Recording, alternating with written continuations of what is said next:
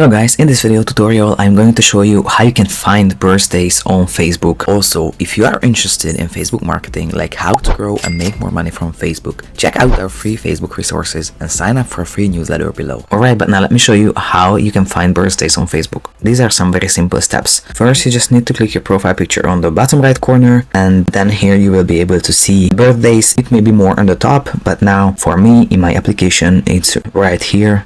You just need to click that and you will be able to see the birthdays of all of your friends in the order of the dates. Alright, so all in all, this is how you find birthdays on Facebook. I hope you found this tutorial useful. If you want to get access to our Make More Money with Facebook checklist for free, or the Facebook page growth checklist and other Facebook marketing resources and deals, make sure to check the links in the description below. Also, we have a free weekly Facebook marketing newsletter that you can also sign up below. And last but not least, if this tutorial wasn't up to date, make sure to check the more detailed and updated tutorial blog post as well, that you can also find in the video description below.